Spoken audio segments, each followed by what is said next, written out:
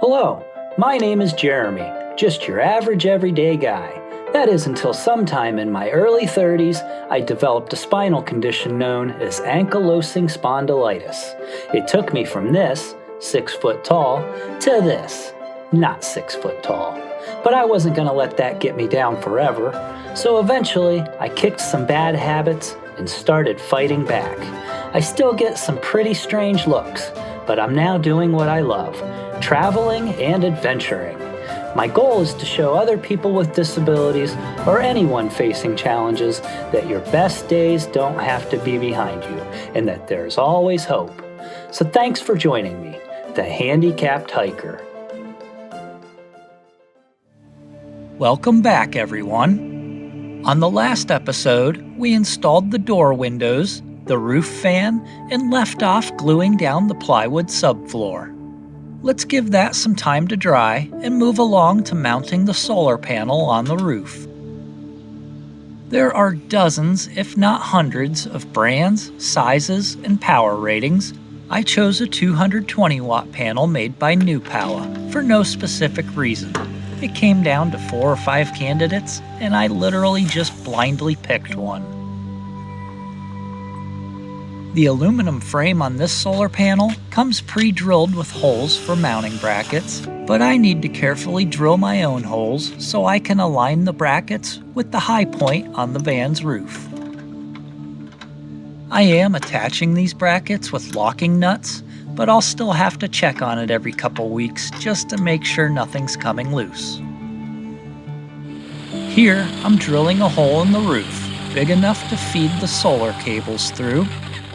And just like all the other holes we've cut, you have to primer that bare steel edge. Yeah, I really shouldn't be dragging this much weight up a ladder. I really shouldn't be doing a lot of the things I'm doing on this van. My doctors would probably throw a fit, but I hate that I can't do some of the things I used to be able to do, and I'm a bit stubborn about it sometimes. So yeah, I push myself, often too hard. And yes, I did hurt myself a couple of times on this build, and there were several days I could barely get out of bed and drag myself out to the driveway. But in the end, it's all worth it.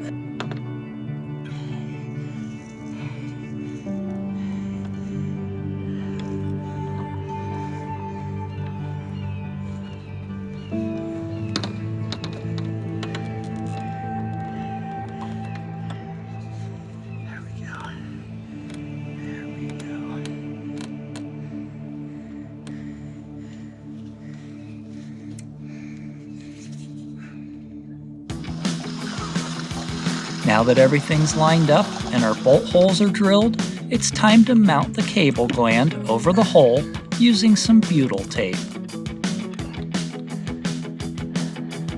Then put the solar panel back and apply some adhesive under the brackets and inside the bolt holes.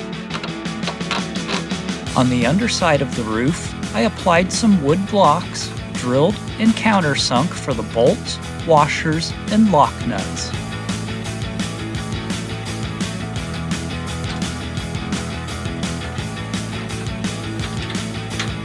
Now let's get to those side RV windows that I've been putting off.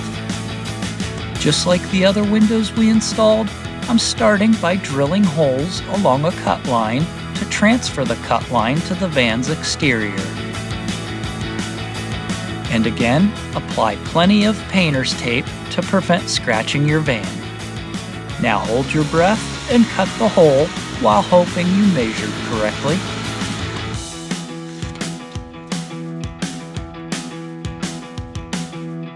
Pardon the redundancy, but again, file down any sharp or jagged edges and apply some primer to the bare steel edge.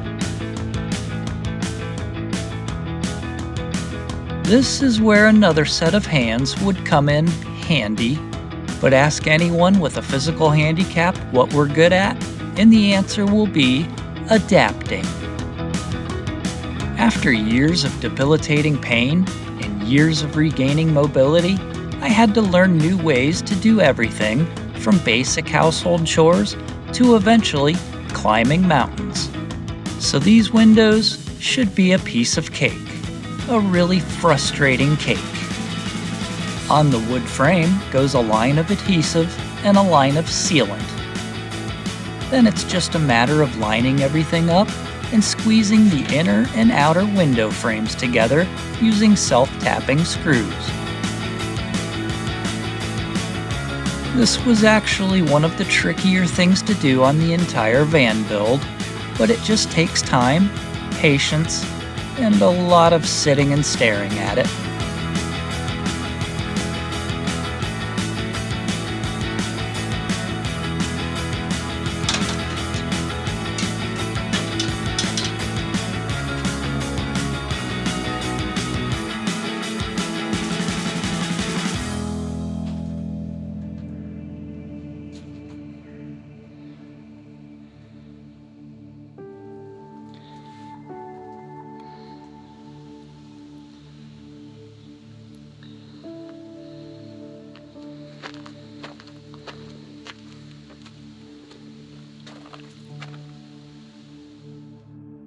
It was a very, very long day. I spent most of the day working on the van, but I now have quite a bit of progress, and I'm almost to the point where I can start doing all the pretty stuff. So now I have my passenger seat swivel installed, my sliding door window, my rear door windows, my side windows that will be above the bench seats at my table. I have my insulated subfloor installed and still drying. Freshwater tank set in place. Ceiling exhaust fan installed. And the solar panel is partially mounted.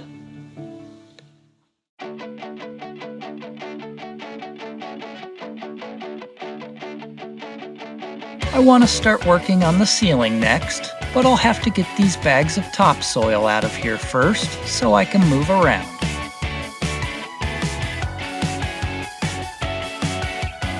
Now, if you remember on the last episode, I mentioned that one piece of the plywood subfloor is slightly higher than the other along the seam. So I'm going to feather that out with an orbital sander and then finally get to use my Craig jig that's never even been out of its case before.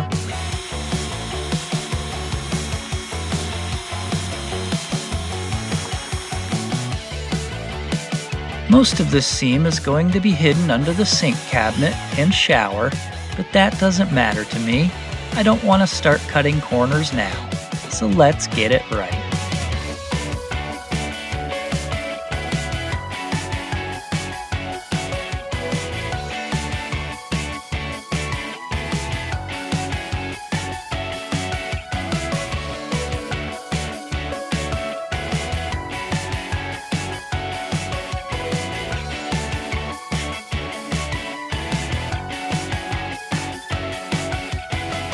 I've got the vinyl floor cut and laid in loose.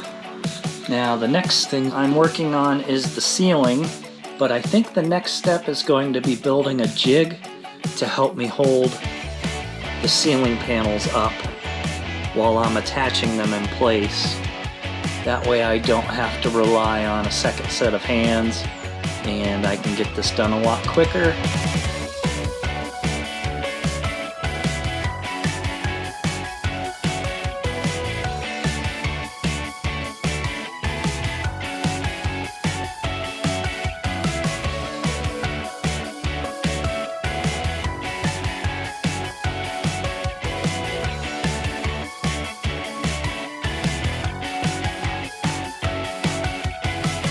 Alright, so there you have it. It can sit lower here at the side of the van where the beam is low, and then in the middle where the beam is higher, this adjusts upward, and then you just tighten it down with these wing nuts. Now I'll probably put some felt or something on the top here so it doesn't scratch up my ceiling boards.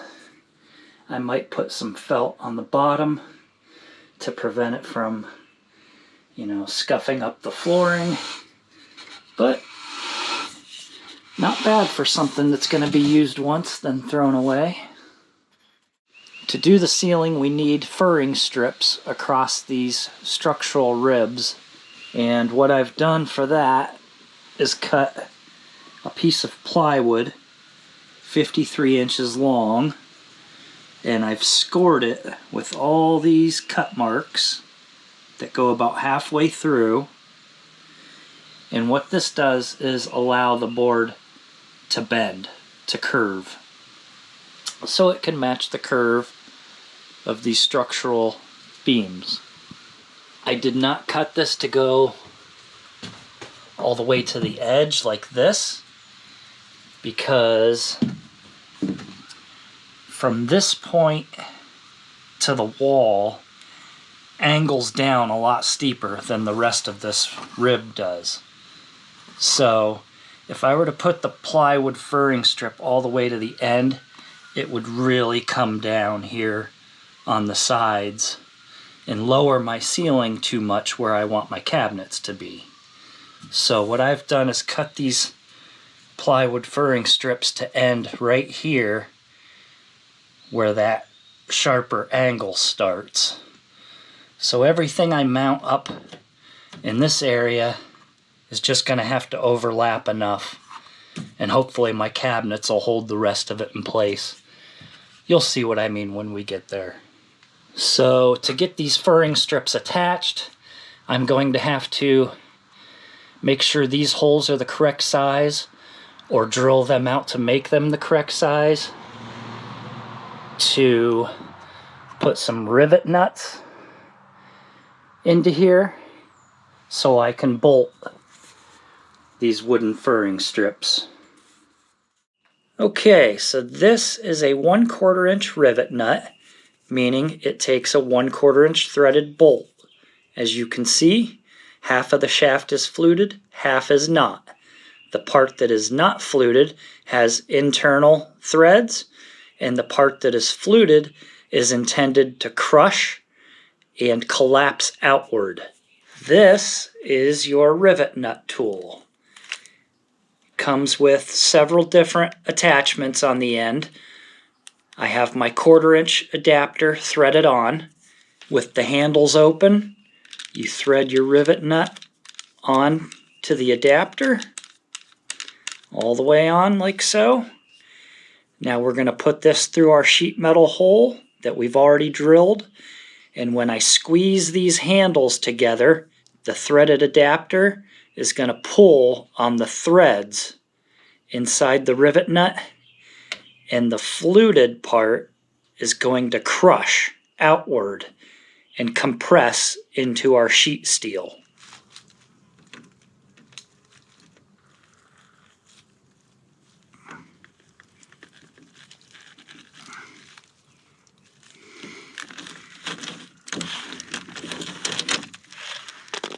So there you have it. The riv nut is in, crushed tight into the sheet steel. I can take my 1/4 inch bolt, it threads right in.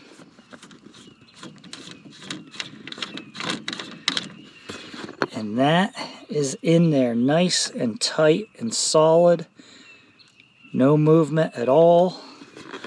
A really simple way to put a threaded opening in any thin piece of steel. And this was a real game changer for me.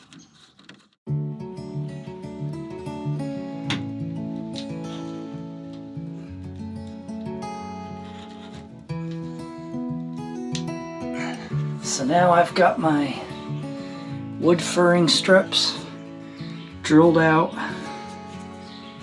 countersunk where needed, because I'm using 2 different types of bolts. I had to use 2 different sizes of riv nuts just because I didn't have enough of either size. So I did a mix of 8mm on the outer edges and 1/4 inch on the 2 middle center holes. So these ones didn't need countersunk. These ones did because my 8mm bolts are hex head. So we've got the furring strip all drilled out. All the rivet nuts are in place. Let's go ahead and attempt to install the first furring strip and see how this one goes.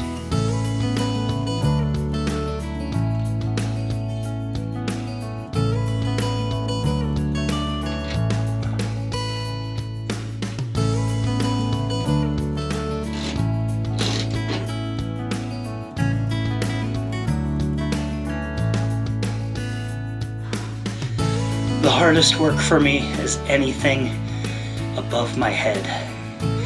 Reaching up just does not work well for me. So the first one took some wrestling, but I got it in. I'm going to make some adjustments on the hole spacing on the other 3 furring strips, and hopefully they'll go in a lot easier.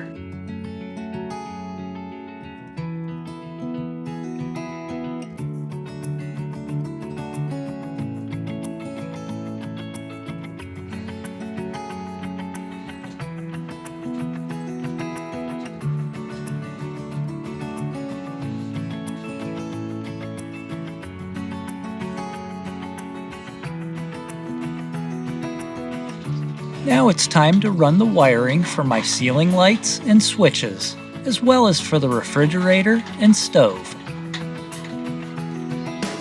Some people say you only need to use the split loom conduit wherever the wiring contacts a steel edge, but it's cheap and lightweight, so I'm using it everywhere, any place the wiring runs through the ceiling or walls. I'm mostly using 16 gauge marine grade wire, but the fridge might be 14 gauge.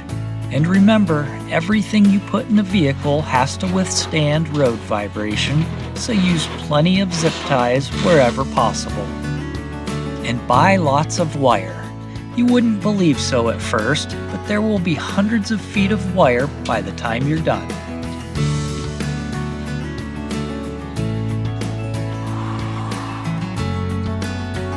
These are the solar cable connectors that come with your panel.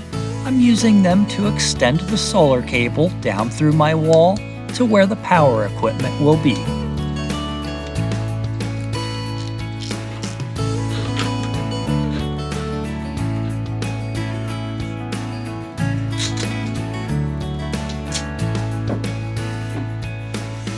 Now with all the wiring in place, I'm using 3M90 spray adhesive to apply 3M Thinsulate insulation.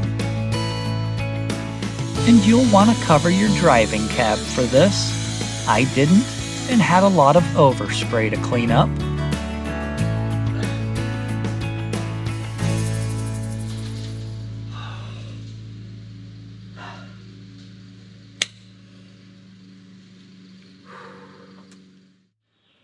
Alright, so the first thing I'm using my jig for that I built yesterday to help with the ceiling. I'm using it to hold a wooden block against the ceiling while the glue dries. And this wood block is going to be so I can bolt my solar panel clips through the roof and through this wood block with a nylon locking nut. Similar to what I've done in the back. I glued a piece of 2x6, drilled through it, and used a 1/4 inch bolt with a locking nylon nut. I didn't want to just use the self-tapping sheet metal screws that they gave me, because at high speeds, that's a lot of force pulling on this panel. And I'm afraid with just the self-tapping sheet metal screws, it would probably just rip that right out of the roof. The front ones I tried to just screw through with the self-tapping sheet metal screws that they sent me. And after about, I'd say an hour drive, they started ripping out. They were very loose, which showed that they were not an adequate method of permanently attaching the solar panel to the roof. So now I'm gluing these blocks up so I can drill through and bolt them solid also. Okay, so I've got the spray foam around the subfloor.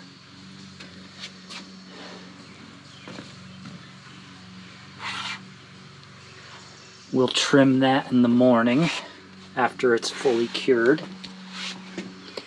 I spray foamed in all of the roof beams. And now we have insulation.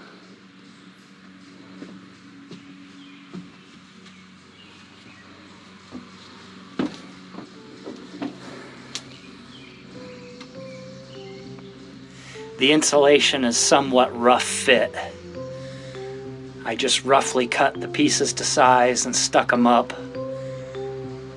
It's good enough to get the ceiling started. As I go with the ceiling, I'll be stuffing cracks between the insulation so there's no gaps. And hopefully I can start with the ceiling tomorrow. And hopefully that will be the end of the work above my head. Because reaching above my head and holding my arms up for long spans of time is just killing my shoulders and back. I don't often complain about my condition, but the way that my back is shaped, how I'm already leaning forward, doing any work reaching over my head is just a killer. But it's fun. I've always wanted to do this, and I'm making it happen, so trying not to complain. As soon as I get all the work done above my head, hopefully it'll be a lot more enjoyable. And hopefully I can still move my arms when I wake up tomorrow. I was really hoping to get the ceiling up on this episode, but that'll just have to wait until next time. Also coming up next time, walls and cabinets. So thanks for watching, and we'll see you then.